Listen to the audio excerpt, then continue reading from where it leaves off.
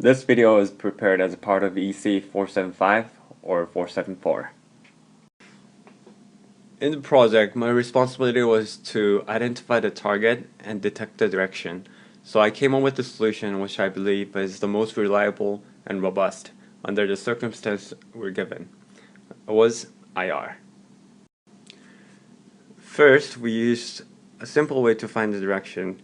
As shown in the sketch, we put an octagon-shaped tower on the top of the robot, and each side of the octagon we put a IR receiver.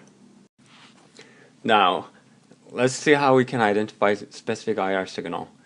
The aim is this: two targets named Beatrice and Barclay generate IR pulses with different pulse width and frequency. The yellow pulse shows how the output of the receiver when both signals are detected. So the receiver will measure the width of each pulse, and if it identifies a certain number of pulses, it will consider that the target signal is present. This is the receiver. Output is digital, so when IR is detected, it goes low. One thing to note about this receiver is that there are different carrier frequencies set depending on the model you pick. It's usually between 30K to 40K Hz. So the receiver is expecting something like this. It filters out the carrier frequency and outputs low for the duration of the carrier. That was the receiving end, and let's look at the transmitter side. This is transmitter. It looks exactly the same as the normal LED, except that it's transparent.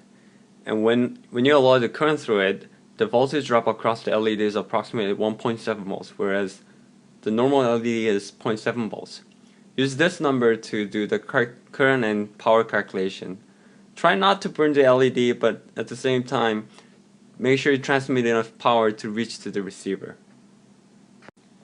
So, this is the signal that the transmitter had to generate. For our particular receiver, the carrier frequency is set around about 40K.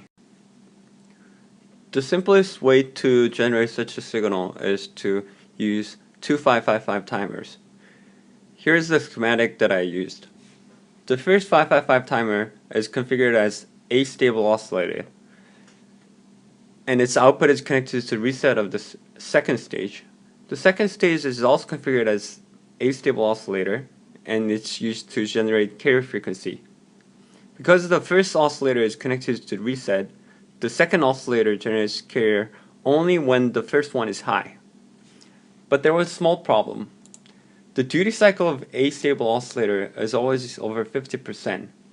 When two targets generate over 50% duty cycle signals, it will be very hard to identify a signal when two signals are coming into the same receiver. So here we use the trick. Before the first 555 is connected to the second stage, we inverted output.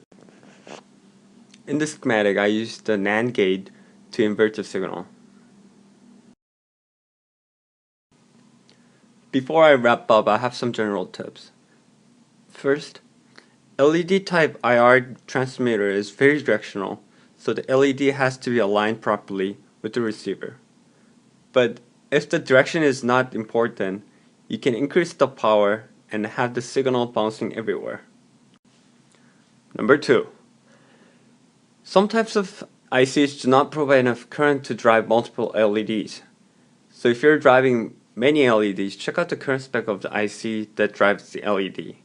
Fortunately, 555 provides enough current to drive 6 to 8 LEDs, which is what we needed. That's everything I have prepared, and hope you enjoyed. Thank you.